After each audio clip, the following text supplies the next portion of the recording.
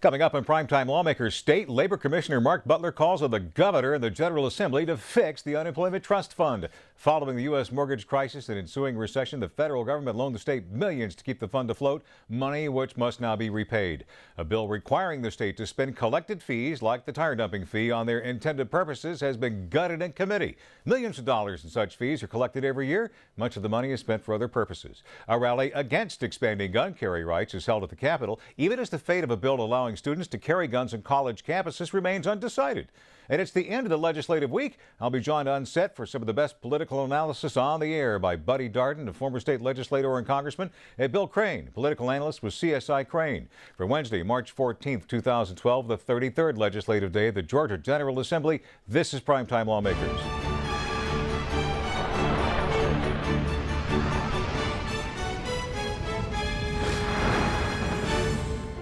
Good evening and welcome to Primetime Lawmakers, TPB's nightly coverage of the Georgia General Assembly. I'm Scott Slade. Let's go live to the Capitol where Sandra Parrish reports efforts are being made to address the state's unemployment trust fund and millions owed to the federal government. Sandra. Scott, the state currently owes $730 million that it began borrowing from the federal government in 2009 to pay unemployment benefits during the recession.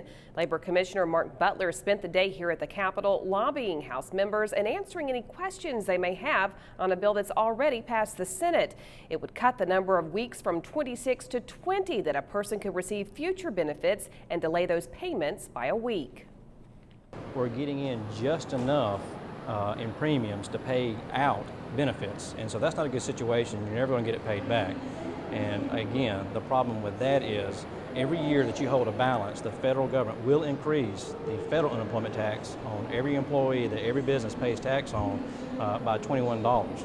And so, if you only have maybe one or two employees, that may not seem like a big deal. But if you're like some of our big companies that are based here in Georgia, like your Home Depots, your Waffle Houses, Publix, you name any large business in Georgia, and when you could have thousands and thousands of employees, that becomes a very large number and can be a burden on them to be able to hire employees. And right now, we don't need to be doing anything to stifle growth.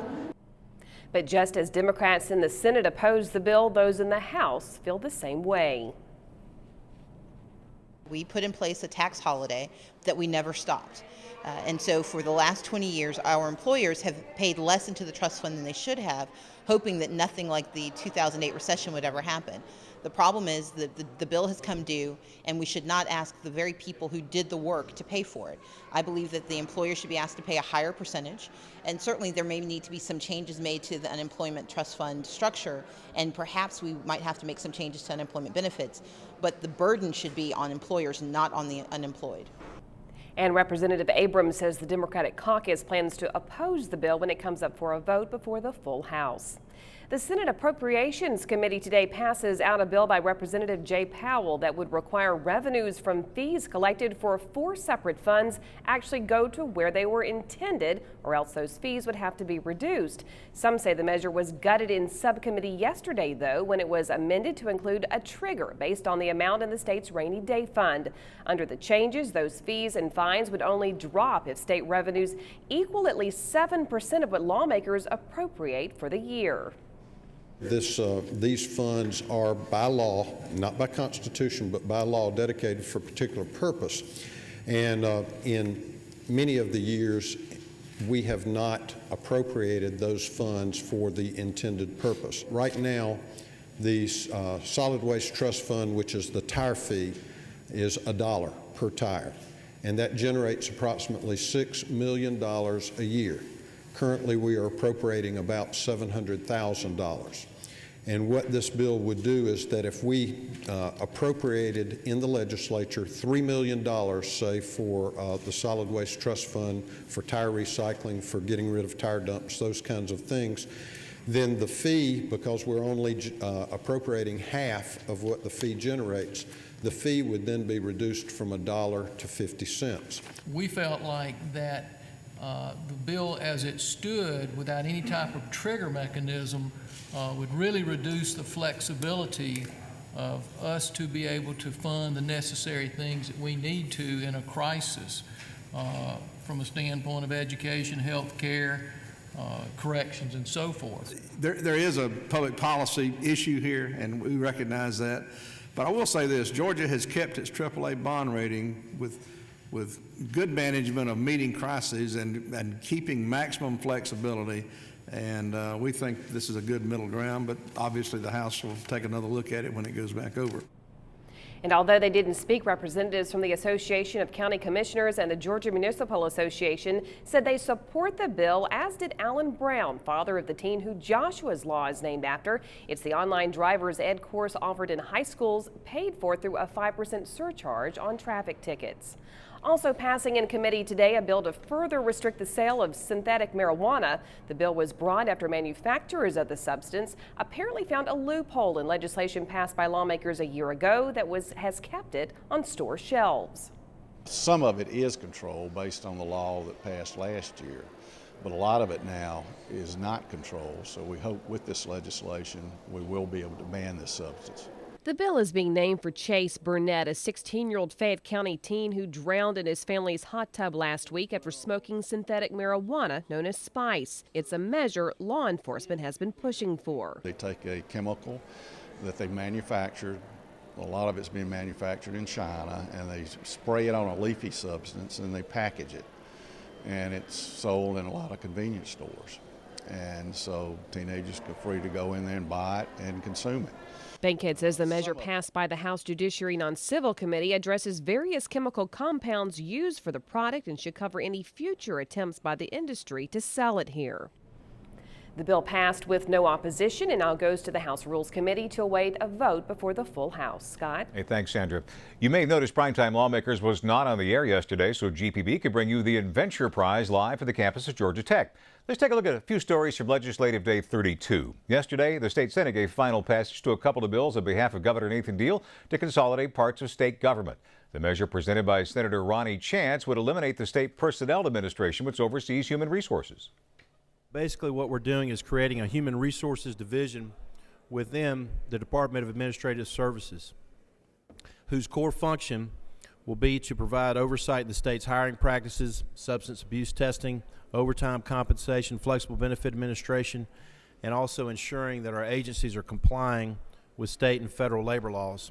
The total savings with this bill is almost $2.7 million, and I think we'll realize more savings as we move forward in the coming years. I was wondering if you had any comments on how they're going to be paid in the future. We've gone a long time without pay raises for employees, and I was hoping you'd make a comment that the governor was aware of that and working to try to compensate our hardworking state employees adequately. Well, I think by making government more efficient and realizing this cost savings of $2.7 million, I think that's going to help everyone across the board as we look at pay raises in the future. If we can make government more efficient and save money, then I think we're going to have more money available to make pay raises. Both bills passed and are now headed to the governor's desk. Also receiving final passage yesterday in the Senate, a bill to transfer the state's sex offender registry and review board from the Department of Behavioral Health to the GBI.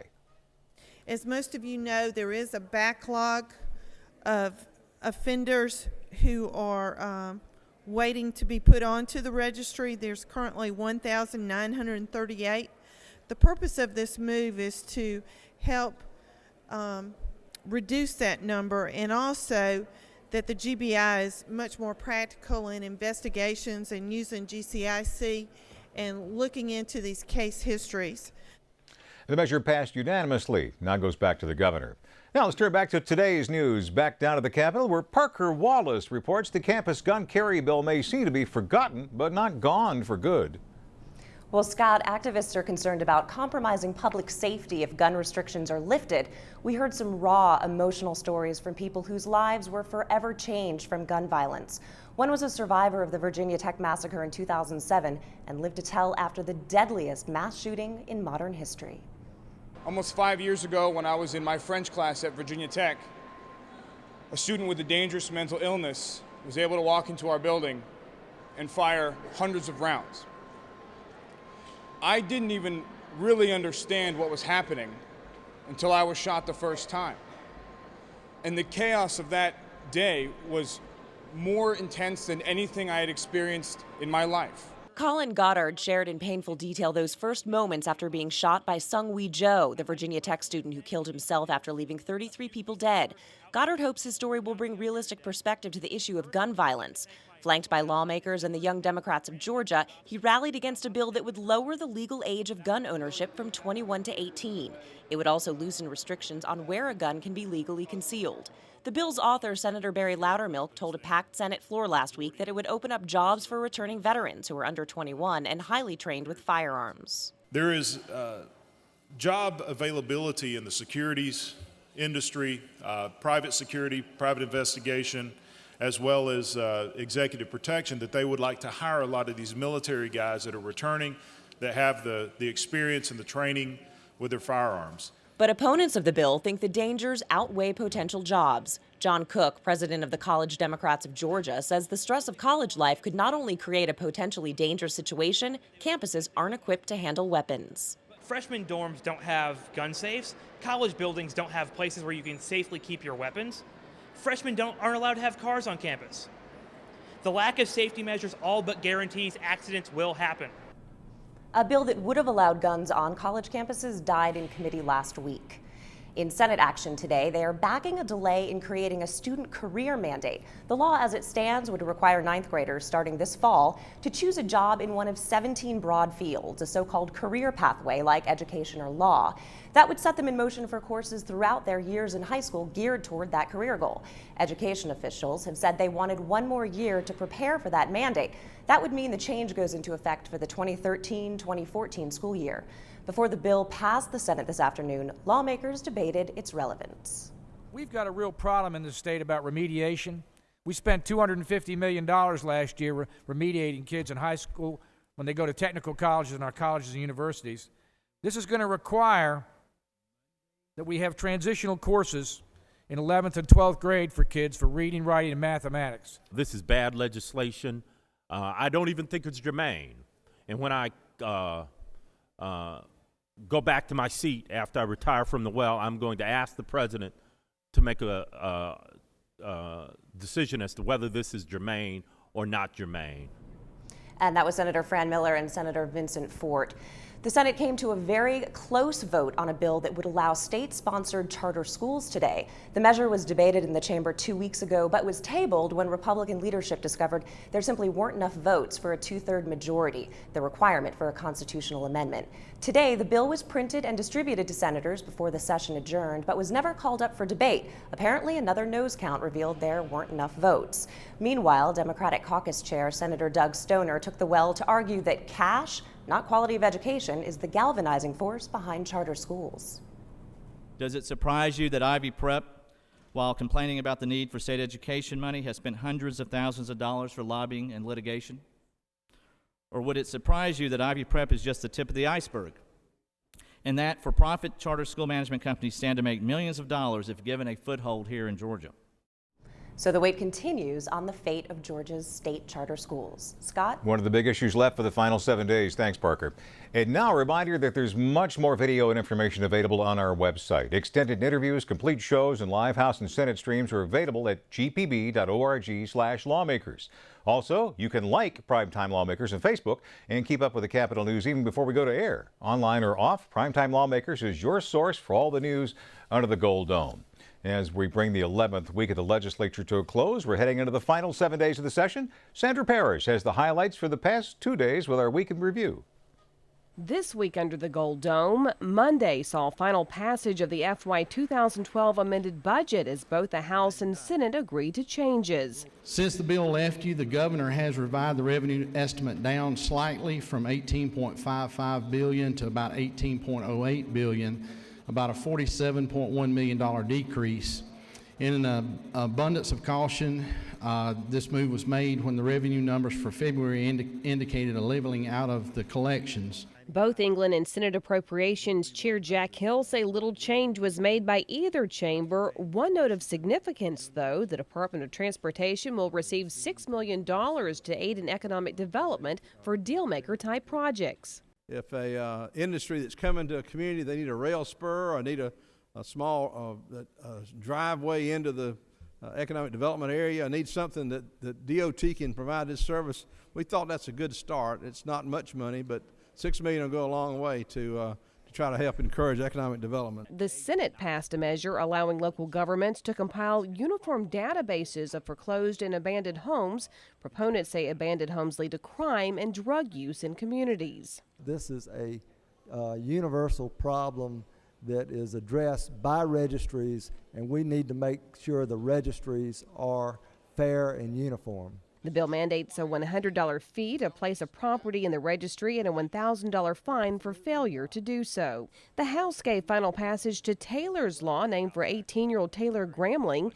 It allows special privileges to those 21 and younger who face a terminal illness and want to hunt before they die. Unfortunately, due to the fact that she had leukemia, she could not pull the bow during bow season, which would have been the time that she could have gone to hunt. So Jeff Foxworthy allowed her to hunt on his plantation, giving her the opportunity to use a rifle and shoot during off season. You hear about the Make-A-Wish Foundation. This is patterned after that to enable young hunters that may be facing the end of their lives the opportunity to go and take on that big hunt that they've always wanted to do but weren't able to do that. And this allows the commissioner to issue that special authorization to do that. And it may not be the correct season, but for that very narrow, limited window of time, they can do that. There was a little movement on the charter schools front. A bill creating a clearinghouse of online courses offered by local schools achieved final passage in the Senate. The bill carried a provision to allow students enrolled in charter schools to participate in extracurricular activities offered by their regular public schools, but it was struck before the vote was taken. Also on Monday, the Senate Judiciary Committee passed out a measure to compel victims of domestic violence to testify against their spouse. What we have found in this state is instead of this privilege protecting the marital unit, it has in fact turned into a weapon in which far too often the perpetrator will coerce the victim in the household into not testifying. The bill is now up for consideration in Senate rules. Fallout from last week's Senate vote to prohibit the state employee health benefit plan from covering abortions continued on Monday. Several Democrats took to the well to argue women's rights have been trampled upon. The freedom that's being attacked is the freedom of women to determine in their own private lives how to manage their health decisions. And it is a right that has been very clearly stated by the Supreme Court to be within our constitutional rights. It is the right to privacy. Republicans argue it's not a gender issue. It was said from this well numerous times in the debate last week, and again today, the suggestion is made that the only people that can have an opinion on this issue are people of a particular sex, and that is wrong. If people came to this well debating any issue and tried to say that because of your race or because of your sex that your opinion doesn't matter or it doesn't matter as much, people in this chamber and people outside of this chamber would be outraged. On Tuesday, the House Game, Fish, and Parks Committee held a hearing on the bill that would allow the use of silencers for hunting. Proponents say it's needed to prevent hearing loss and noise reduction. Some are concerned it will lead to poaching, though. No vote was taken. The bill remains in committee. And that's a look back at what happened this week under the Gold Dome. And now primetime lawmakers Jackie Britton joins us live for the Capitol with other headlines from around the state. What's going on, Jackie? Thanks, Scott. Here are your state headlines for tonight. The Georgia Department of Education released a list on Tuesday of the 78 worst performing schools in the state as part of its waiver from the federal No Child Left Behind law. The schools on the list would qualify for state assistance aimed at improving student achievement. Georgia was one of 10 states to win waivers last month from the No Child Left Behind law. And some good news for Georgia's economy. A new survey from the staffing firm Manpower shows 18% of Georgia employers expect to hire in the coming months, an improvement over the first quarter of the year. Manpower's Rob Persiano says that companies are feeling more comfortable hiring workers because of positive economic signs and that the competition among job seekers is increasing. For more information on these and other stories, visit www.gpb.org/news. And that will do it tonight for your state headlines. Scott, back to you. Thanks, Jackie. We've got to take a short break of primetime lawmakers. So don't go anywhere. Just ahead the end of the week. That means Buddy Darden, Bill Crane, legislative analysis you can't get anywhere else. Is it time to pass the budget and go home? We'll be right back.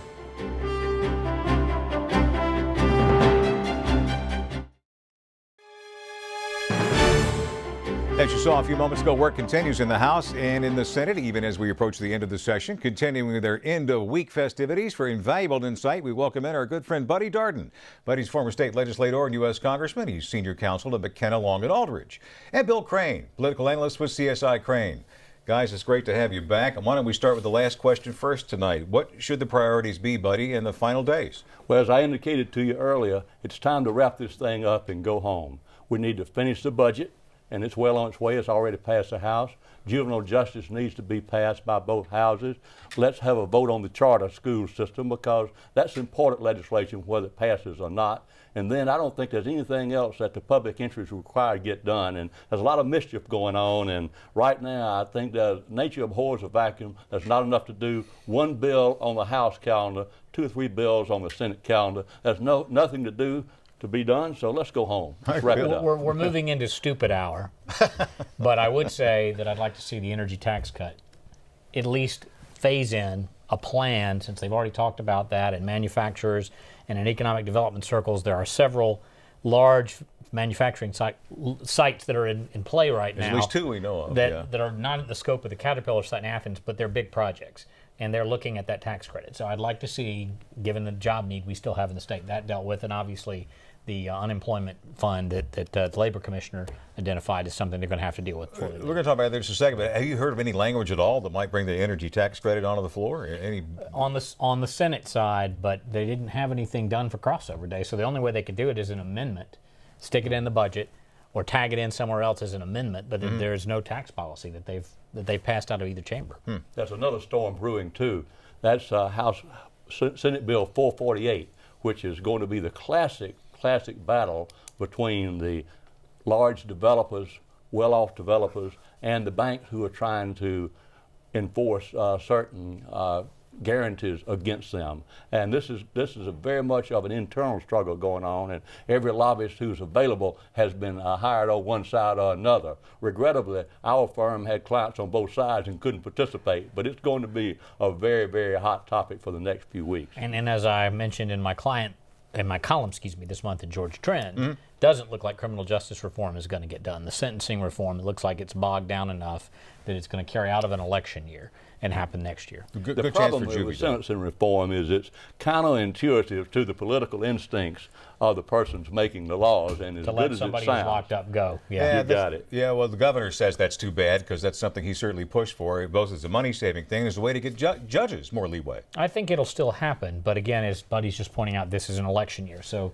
if you're going into the fall and you're a Republican, as an example, in the leadership that voted to reduce sentences and to put a whole bunch of alternatives on the plate, there are a lot of folks who might run against you in the primary or in the general election saying you're soft on crime. Law and order still works good politically. Yep. The Labor Commissioner was talking to anyone who would listen about what he's calling a crisis and the unemployment trust fund. Mark Butler wants the fund shared, the payback shared by employers, state government, and future benefit recipients. Now, what about that? How big a problem is that? Well, it's not a small bullet. It's $736 million. We owe the federal government. That we owe the federal government because we have paid past the stimulus dollars, extending the unemployment benefits. At the same time, in prior years, when we had the trust fund blow up, we pulled the tax rate down. So employers were paying in less. We've been paying out more and longer. We took all the stimulus dollars we could, even though we talked about not taking them. Right. And now the cupboard is not only empty, but we're over withdrawn, and we've got a $3 million interest payment due. So they're either going to have to cut benefits, move money from some other trust fund or other place. But where has he been? This thing has been going on for more than a year, ever since he got elected, and all of a sudden the Senate passes a bill. He says, this is not the right way to go. Okay, it's about time he showed up and told us what we ought to be doing. And I think it also, I'm not defending Commissioner Butler, but I also think it has to do some rather substantive cuts in his agency's budgets, and a whole lot of state labor department field offices that are going to be closed, and a whole lot of headcount reduction in that department. And this is the coup de grace. Well, that's been the best political network in the entire state for having your field offices. It used to be agriculture, but agriculture started getting cut back. But the still political machine still is We the haven't seen a labor Department of Labor. commissioner, though, jump up in a while. It's been a long time. No, we hadn't seen one go to prison in a while. Yeah. All right, that'll be for another time. The fees bill, they're talking about trying to get more of the fees that people pay for things like tire disposal and driver's education actually going to those specific programs instead of wandering off into the general fund. Well, there's two ways to look at this. One is to truly segregate it, like the gasoline tax requires a constitutional amendment. So do you want 10 or 15 or 16, like the SPLOST, separately created constitutional funds that don't allow the General Assembly to do what they do? Or do you want to go ahead and acknowledge that, yeah, it's a little mislabeling to create new revenue kitties, and then the money, whether it's the Georgia Tollway Authority or what, it all gets dumped into the general fund, and then they get to decide to spend it. And that's kind of the core question. I'll never check any of those boxes again. I had no idea until recently that they didn't comply with the law, but I do think it's a good law to try to make them use the money for what it's being collected for, because our clerks of court are being shortchanged, the wildlife fund is being shortchanged, the tire fund is being law enforcement. It's scandalous, but nobody seems to be upset about it. We've got about 2 minutes left here. Campus carry, we're talking about guns for college students being tacked on just somehow. Just what we need, 18-year-olds charged up on beer, running around on college campuses with firearms. I mean, it's ridiculous. And we've got zero tolerance in the public schools. I understand there's a need and desire, particularly on campuses and urban environments, for those students to be able to protect themselves. I couldn't agree more. In this business, I'm a property owner, and when people come onto my property shooting deer, I want to be able to hear them where I can duck. I mean, you're talking about silencers now, people right? having silences, shooting. This is why the legislature needs to wrap things up and go home. Charter schools amendment in the state Senate. They're waiting to vote on that. Apparently a nose count today came up short. What do you think? I don't think they've got the votes. They do not have the votes. They've got to break the Democrats, who appear to be making this their time to hunker down. And unless they can sweeten the pot somehow, and that's a bring two people over, but nobody wants to be first. Rumor is that they've got one, but they can't get the second one. Presidential politics. President Obama will be in town Friday for a fundraiser. Bill, how much pressure is there on Newt Gingrich to adios, exit stage left? I think the calls will start getting louder, particularly as we get closer to the Louisiana presidential preference primary, but I don't think he's going to answer the phone. I don't think he's going to get out of this race. And the largest cheerleader for him to stay in at this point is Governor Mitt Romney. Oh, and we Democrats don't mind if he stays in either, even though we think he's dead man walking. And as far as Republicans and social issues are concerned, what some legislators called the war on women, rules regarding birth control, abortion, that sort of thing. There's never been a general election, nationally speaking, where the Republicans can point to diving heavy into social issues and winning. And all it does in poll after poll is push middle, independent voters and women in disproportionate numbers away from the GOP. And with 54% of the electorate being women, it just makes no sense. I understand how they get there. This is an area in which we need less government and not more. It seems to go counter to what their rhetoric is saying. We'll wrap it there. Thanks, guys. We'll get you back next week, okay? It's going to be interesting. Primetime Lawmakers will return on Monday, March 19th. The General Assembly convenes for Legislative Day 34. We're closing into the home stretch of a 40-day session. Plus, all the latest news from under the Gold Dome. The Lawmakers returns Monday. You can see a repeat of this broadcast tomorrow at 5:30. And visit our website for long-form videos and much more. Expanded coverage 24 hours a day at gpb.org/lawmakers. Coming up next on GPB, Rick Steves' European Insights, journeying with Rick as he travels Europe. Learn travel tips as only Rick can teach them. Rick Steves begins tonight a great programming here on GPB. Have a great night.